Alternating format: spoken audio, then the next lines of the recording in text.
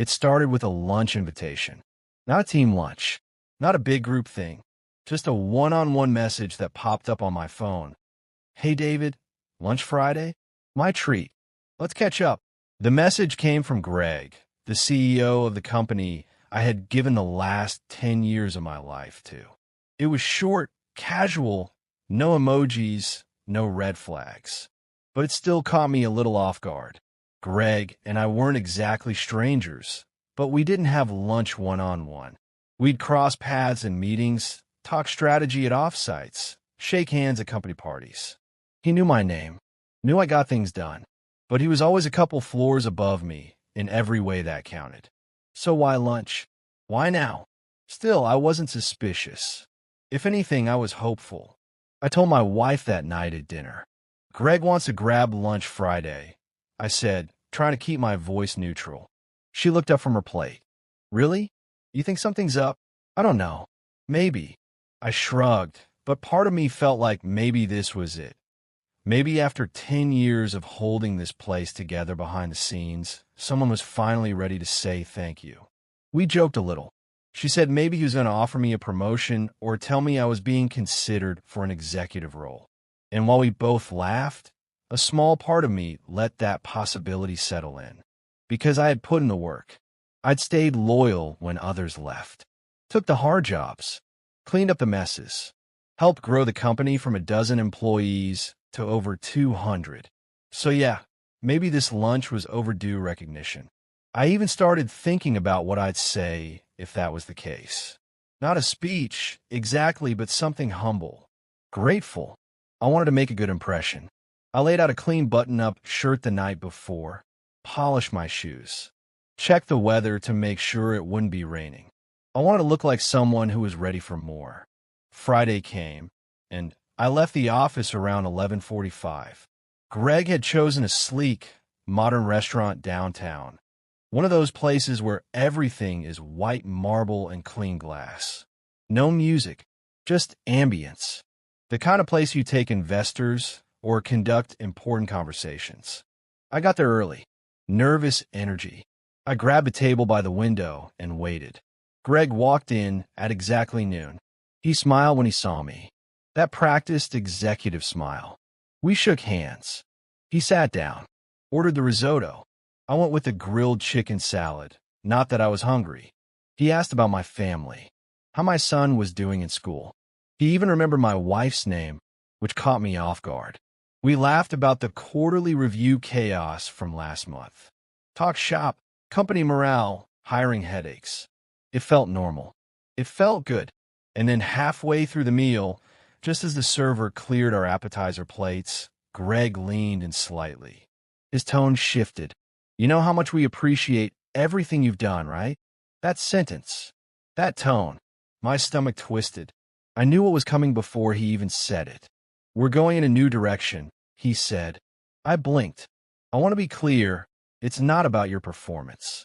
You've done great work, but the board's looking to inject some new energy into ops." The words landed like bricks, one after another. I sat still, trying to process. He kept talking. "You've built a solid foundation, and we're grateful. But moving forward, we're bringing in someone with a different background. Someone a bit younger. A bit more aligned with where we're going." "Younger? Aligned?" I found my voice. "Ooh." He hesitated for a split second, just enough to confirm everything. "Nick Chambers," he said. "Charles's nephew." Charles, as in Charles Norstone, the founder, the man whose name was on the building. His nephew, a recent grad with a marketing degree and a resume full of internships. I could feel the blood rushing in my ears. My throat tightened. "And me?" I asked. Greg sighed. "We think it's best to part ways entirely. A clean transition." I stared at him. The noise of the restaurant blurred. My salad sat untouched. My stomach clenched. My hands trembled under the table. A clean transition. After 10 years. After the weekends. The late nights. The missed family vacations. He took a sip of his water like it was any other day. I nodded. Somehow I smiled. I don't know how. I just did. We finished the meal in silence. Or maybe we said words. I don't remember. I just remember walking out into the sunlight, blinking like I'd just stepped into a new world. A worse one. The sidewalk shimmered with heat. Cars passed. Life went on. And I stood there on the corner, suddenly aware that everything I'd believed about loyalty, stability, trust had just been rewritten. Not with a meeting, not with a performance review, with lunch, a damn risotto. And that was how it began. You don't stay at a company for 10 years unless something about it feels like home. When I joined Northstone Solutions, we were barely getting by. A ragtag team operating above a coffee shop with unstable Wi-Fi and a single office printer that jammed every other hour. But there was energy, purpose, the kind of chaotic optimism that makes you want to give your all, even if you're not being paid much for it. I wasn't the smartest guy in the room, but I worked like hell to keep up. I was eager, humble. I soaked up everything, every late-night conversation, every system breakdown, every client complaint. I didn't treat problems like inconveniences. I treated them like opportunities to prove myself. And I did. I worked my way up from a project coordinator role to director of operations. Not because I had some pedigree or fancy business degree, but because I stayed. I listened. I solved problems no one else wanted to touch. And most of all, I made sure things got done. By year 3, I was running entire launch cycles. By year 5, I was mentoring new hires and leading cross-functional meetings. By year 7, I was the guy people came to when everything fell apart. And somehow, I always managed to put it back together. People would ask me why I stayed so long. My answer was always the same, because this place means something to me. It wasn't just a job. It was a journey, one I'd helped build brick by brick. I'd seen people come and go, visionaries, consultants, innovation officers who talked a big game but left when things got tough. But I stayed, through layoffs, through funding dry spells, through leadership shakeups. And Greg had been there for most of it. He was always a few rungs higher, but we'd shared long nights and big wins. He'd seen me go above and beyond more times than I could count. That's why his betrayal stung the way it did. Because it wasn't just professional. It was personal. When you give 10 years of your life to something, you expect not a medal, not a trophy, but maybe a conversation. A heads up, a moment of honesty. Instead, I got a risotto and a recycled speech about fresh energy. But let me tell you more about what those 10 years looked like. I was the first one in the building most mornings. The last one to leave most nights. When systems went down, I was the one on the phone at 3 a.m. When clients panicked about timelines, I was the one who made the impossible happen. When Northstone landed its first big enterprise contract, Greg stood on stage and thanked the executive team. He didn't mention the 86-hour week I'd put in to deliver that rollout on time. And still, I didn't complain. I kept my head down. I believed in the bigger picture. That's the thing about people like me. We aren't chasing credit. We're chasing excellence. But excellence, I learned, doesn't always protect you. I remember training the guy who would eventually replace one of our most senior managers. He was green, barely understood the product, but he had family connections. I didn't say anything. I trained him anyway, thoroughly, professionally, because I believe that rising tides lifted all boats. But Northstone wasn't lifting boats anymore. It was quietly rearranging the deck chairs. Looking back, the signs were there. New hires with vague titles and vague responsibilities. Meetings I used to be part of quietly disappearing from my calendar. Greg becoming more distant, more polished, like he was rehearsing lines for a play that hadn't started yet. And yet, I still believed I had a place there. I thought the work I'd done spoke for itself. And maybe it did, but no one was listening. My team respected me. My department functioned like clockwork. Even Greg had once said, "You're the reason things don't fall apart around here." So when he fired me with a smile and a complimentary lunch bill, I wasn't just blindsided, I was gutted. Because when you give a place your time, your brain, your heart. You start to believe that it'll protect you, that it'll see you. But the truth is, in corporate America, loyalty is a one-way street. And when the direction changes, you're the one left standing at the curb. And Greg? Greg didn't even look sorry. He looked relieved, like crossing my name off a spreadsheet had somehow made his life easier. And maybe it did, but that didn't make it right. When I walked back into the office that afternoon to clean out my things, no one looked me in the eye. The same people who used to laugh at my bad coffee jokes suddenly found their monitors very interesting. I didn't make a scene. I packed my box, took my nameplate, left my badge, and when I walked out that door, I told myself one thing. I may be leaving this building, but they're not getting the last word. Because deep down, I knew something they didn't. I had more to offer than they ever realized. And soon, they'd understand what a mistake they'd made. Because the people who hold everything together, we don't vanish. We rebuild. We rise. And I was just getting started. You expect a career-ending moment to come with drama. Maybe a confrontation, a slammed door, a shouting match, something cinematic. But mine came with polished silverware, a $22 risotto, and the soft hum of ambient jazz. I remember it vividly. The clink of cutlery, the way Greg leaned in halfway through the meal, suddenly shifting from casual small talk to something quieter, more rehearsed. My stomach already knew before my brain did. He started with compliments. That's how they always start, isn't it? You've done incredible work here, David. A pause, a soft smile.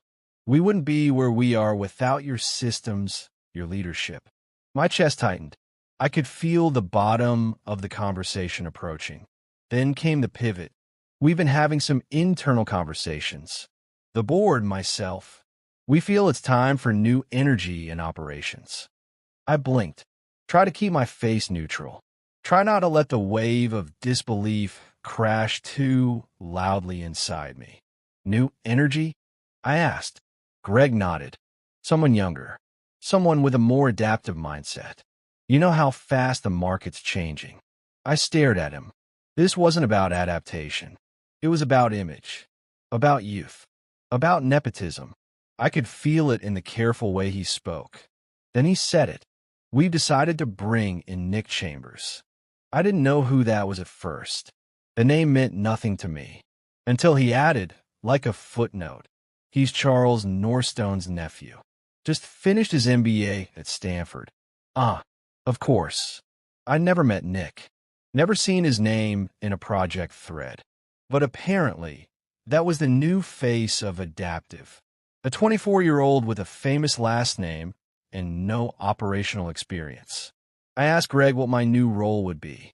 He shook his head, almost apologetic. Almost. We think it's best to part ways cleanly. No hard feelings. Just a fresh start for everyone. No hard feelings. I wanted to laugh. I didn't. I nodded slowly, picked up my glass of water. My throat was dry. I don't remember the rest of the conversation.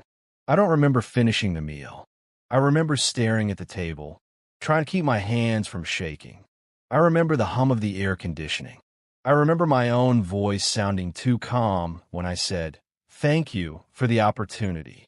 I remember walking out into the street and hearing the noise of traffic like it was coming from underwater. I drove back to the office with my mind racing. The betrayal didn't hit all at once. It arrived in waves. Wave one, realizing that every sacrifice I had made meant nothing in the end. Wave two, knowing they didn't even respect me enough to do it in a proper meeting. Wave three, seeing the empty look in Greg's eyes as he tried to spin it like a compliment. I walked through the doors of the building I had helped scale from a dingy rental suite to a downtown HQ. I passed co-workers who suddenly wouldn't meet my gaze. I could feel the news spreading silently like smoke. I packed my things in silence. My nameplate, a few framed photos, a desk organizer I'd bought during a particularly chaotic product launch. It all fit in a single box. 10 years of work. 10 years of loyalty. It took 11 minutes to erase it all. As I walked out for the last time, I didn't cry. I didn't curse. I didn't slam a door. But I made a promise. They may have cut me loose, but I would not disappear quietly. I had built the systems that kept this place running. The reporting tools, the operational flows, the vendor relationships. I had on board nearly half the project leads they currently employed. And I had documentation. Lots of it. Not because I ever planned to weaponize it, but because I cared. Because I was meticulous. Because I believed that good work deserved to be understood and repeated. Now it would become something else, proof. Proof that I had built more than they ever acknowledged. I went home that night and sat on my couch for hours. Just sat. Lights off. My wife came in around 7, saw the box by the door, and froze. I told her what happened. She didn't cry. She didn't rage. She just sat beside me and held my hand. "We'll figure it out," she said. And I believed her. But in that moment, I felt small. Like a cog that had finally been tossed aside after years of spinning without complaint. That night, I didn't sleep. I stared at the ceiling and played the lunch conversation over and over in my head. I thought about the early mornings, the last-minute saves, the contracts I'd saved, the fires I'd put out. And I kept thinking, if they could let me go that easily, what was the point? What did any of it mean? But just when the bitterness started to take root, something else rose up. Resolve. I may have been fired, but I wasn't finished. I still had knowledge, relationships, skill, and I wasn't going to waste a single piece of it. They thought they were writing the final chapter of my story. But what they didn't realize was I had already started a new one. The days that followed were hollow. Not just quiet, but heavy, weighted with questions I couldn't answer and feelings I didn't know how to process. Every morning, I woke up thinking I was late for work, only to remember I didn't have work to go to, that the building I'd walked into for a decade was no longer mine, that the email, the calendar invites, the access gone. It felt like grief, not just of a job, but of identity. Who was I without that role? At first, I tried to fill the space with productivity. Clean the garage, organize the spice rack alphabetically, rewire the home office, anything to avoid the silence. But nothing filled it. What stung most wasn't the firing itself. It was the ease of it, the casualness, the fact that I was a footnote in a corporate script that had already moved on without me. They didn't even change the protocols I built. They just swapped out the operator. Nick Chambers took over the following Monday. I saw the announcement on LinkedIn. There was a photo, him in a suit, standing in the same lobby I had walked through hundreds of times, smiling like he belonged there. The caption read, "Excited to begin this journey as Director of Operations at Northstone Solutions. Grateful to be entrusted with continuing the legacy of excellence." Legacy of excellence. Mine. He was inheriting something he didn't earn, benefiting from years of effort he didn't contribute to, sitting in a chair I had built, polished, and protected. My inbox flooded with messages. Co-workers, clients, vendors, all asking what happened. Some sounded concerned, others just curious, but most didn't say anything at all. I didn't answer right away. I didn't know how to. I wasn't ready. Then came a job search. Updating my resume felt like trying to summarize a decade of my life in bullet points. How do you quantify weekends spent putting out fires or the relationships you salvaged with 2 a.m. emails? How do you kept the company from collapsing twice into a line under responsibilities? I started sending out applications. 50, then 70, then over 100. The silence was worse than rejection. I interviewed with a startup that liked my experience, but was looking for someone with a bit more tech world pedigree.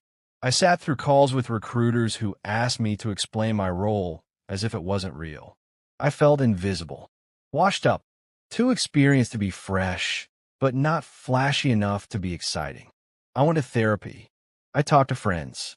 I tried to reframe it, but nothing clicked until I opened an old file. It was called Ops Master Index V6. It was a spreadsheet I'd created during my 4th year at Norstone, a master list of every workflow, project, vendor, policy, and cost-saving adjustment I had ever implemented. I had built it for clarity, to help the next ops lead. I didn't know it would become my proof. As I scrolled through it, memory came flooding back. Here was the client retention process I designed that saved a $300,000 account. Here was the escalation protocol I built after a catastrophic rollout that cut incident resolution time by 40%. Here was the launch roadmap for the entire Southeast expansion. It hit me then. I wasn't just a cog. I was the machine. And they had replaced me with someone who didn't know the blueprint. I began to gather documents, performance reports, internal presentations, emails thanking me for saving the quarter. I didn't do it for revenge. I did it for clarity. I needed to remind myself of the truth. Because the narrative they fed me, the one where I was replaceable, was starting to feel real. But it wasn't. I had the data, the stories, the scars, and slowly, I started to see myself not as a man who had been thrown away, but a man whose value had never truly been seen. And in that realization came power. Because if I had done all that for them, what could I do for myself? I wasn't ready to build a company. Not yet, but I could consult. I could advise. I could offer what I knew to people who wanted to build something sustainable, something real. I started small. A local nonprofit needed help restructuring their operations. A friend at a healthcare startup asked if I could review their vendor contract system. One gig led to another. For the first time in a decade, I was working for myself. And I felt free. No middlemen. No politics. Just value. Each client built me back up. Not just professionally, but emotionally. They validated what I knew deep down. That I mattered. That my work had meaning. That I was never the problem. I was part of the solution. And all the while, I kept an eye on Norstone. Because something told me it wasn't going as smoothly as Greg had hoped. Greg and the board had made their decision. They replaced me with someone they could shape, someone with the right name, the right degree, and none of the history. They thought that was all it would take to keep things moving. But what they didn't realize is that systems don't run on titles. They run on knowledge. And I had all. I didn't just do my job at Norstone. I lived it. Every project, every contract, every decision, I was there. Not just on the surface, but at the core. I built a framework so stable they didn't think twice about removing the person who created it. That's how good it was. But frameworks don't update themselves. And foundations crack when pressure hits. A few weeks into my consulting gigs, I started hearing whispers. Clients I used to manage were calling me, not Norstone. Vendors were confused by sudden changes in communication. Internal reports weren't being filed on time. One former colleague, who had quietly left after I was pushed out, messaged me, "You wouldn't believe the mess over there. Nick's drowning, and no one's stepping in." I didn't celebrate. I didn't gloat. But I took note. I'd been replaced. But I hadn't been forgotten. That's when I started documenting more intentionally. My consulting work began to follow a pattern. Businesses in disarray, needing operational clarity. I wasn't just solving problems. I was building case studies. Proof.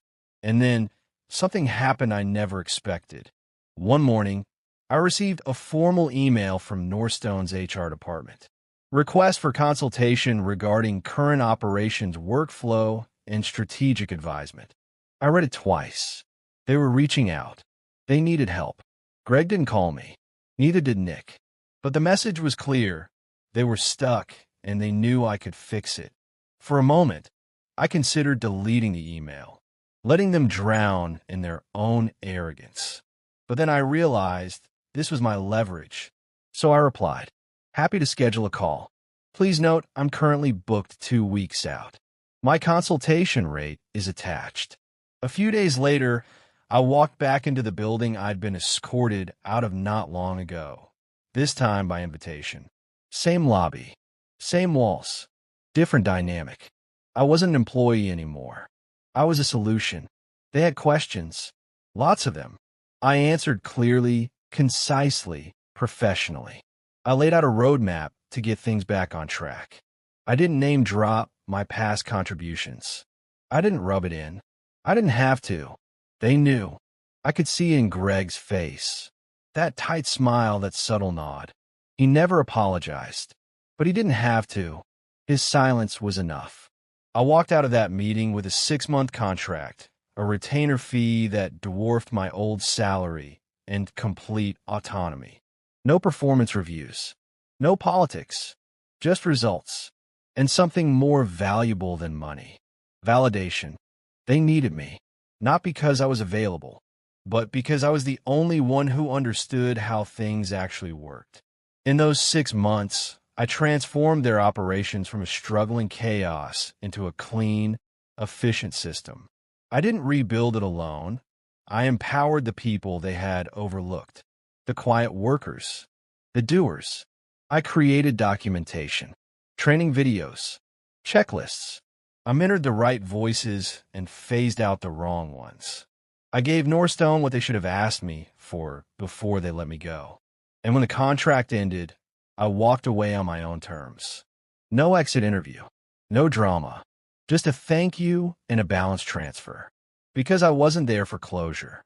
I was there to prove something to myself, that I had never been the problem, that what they discarded in silence had become their solution in crisis. And when I left that building for the final time, I felt no bitterness, just clarity. They may have tried to erase my name from their future, but they couldn't erase the fingerprints I'd left on everything that worked. And now, I was done proving anything to them.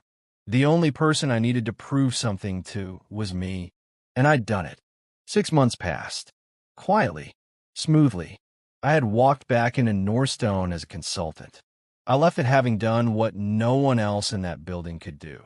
Restore the chaos they created by replacing experience with image. But something changed in me during that time. Not just professionally, but personally. Because when you're forced to face the truth of how easily you were discarded, you start to look at everything differently. And for the first time in over a decade, I began to really ask myself what I wanted. Not what a company wanted from me. Not what a title offered, but what I wanted. It turns out freedom was at the top of that list. I'd tasted it in those 6 months. The autonomy, the ability to choose projects, to choose clients, to walk into a room and be there because I added value, not because someone gave me permission. And I realized something. I didn't want to go back, not just to Northstone, to any version of what I had before. I wanted to build something of my own. So I did. I started Hale Ops Group. Just me at first, consulting independently. But as my name spread, as the results spoke louder than any marketing ever could, I began to grow. I hired my first assistant, then a junior consultant, then a full-time strategist. We weren't big. We didn't have a fancy office, but we had trust. We had integrity. We had purpose. My calendar filled months in advance. Clients waited for availability, not because we were trendy, but because we delivered. And the best part? I was in control. No one could pull a rug out from under me again. I built the floor myself. One afternoon, I was speaking on a panel at an industry summit when I caught a familiar face in the crowd. Greg. He didn't approach me, didn't wave, but he watched. He listened. Afterwards, a few other execs came up to shake my hand. One said, "The way you broke down operational sustainability, brilliant. You ever think about publishing?" Greg walked past quietly, and I smiled, because I had found something better than revenge. I had built a new identity, one that couldn't be taken away by a lunch meeting. I had become more than they ever thought I could, more than they ever allowed me to be. And it all started the moment they let me go. Funny how that works. You spend years thinking your worth is tied to a position, a building, a business card. But sometimes getting fired is the greatest gift of all. It forces you to look inward, to evaluate not what you lost, but what you've been holding back. And when I stopped holding back, everything changed. I became more than a director. I became the architect, the builder, the owner of my future. And I didn't need anyone's permission to claim it. Not anymore. People talk about success like it's a destination, a corner office, a six-figure salary, a title next to your name. But here's what I've learned. Success isn't about where you land. It's about how you rise after you fall. Getting fired over lunch felt like a betrayal, a gut punch. For a while, it made me question everything. My value, my path, my instincts. But now, I look back and I see it for what it was, a doorway. A push I never would have given myself. Because I was comfortable. I was loyal. I thought if I worked hard enough, stayed late enough, gave enough, it would be returned. But the truth is, loyalty without boundaries is a trap. And comfort can be a cage. I didn't know it then, but I wasn't just being fired. I was being freed. Freed from a version of myself that had outgrown the walls around him. Freed from a system that rewarded visibility over value. Freed to finally take everything I'd learned, everything I had endured, and build something new. What they took from me was a job. What I gained was purpose. And I'm not alone in that. There are people everywhere right now, sitting in their cars, staring at blank inboxes, reading layoff notices, wondering what comes next, wondering if they'll recover, if they'll ever feel valuable again. To those people, I say this. You are not what they say you are. You are not your job title. You are not the role they replaced. You are the experience, the wisdom, the fire that can't be faked or substituted. You're the one who made the system work, and when it didn't, you found a way to fix it. You don't need their permission to begin again. You don't need their validation to move forward. You are more than enough. And sometimes the moment that feels like the end is just the beginning with better lighting. If this story moved you, share it. Pass it to someone who needs to hear it. Someone who's been quiet for too long. Someone who's just been let go. Someone who's finally ready to rise. Because if my story proves anything, it's this. You could be replaced, but you can't be erased. And what you build next, that's yours to define. Thanks for listening. Until next time.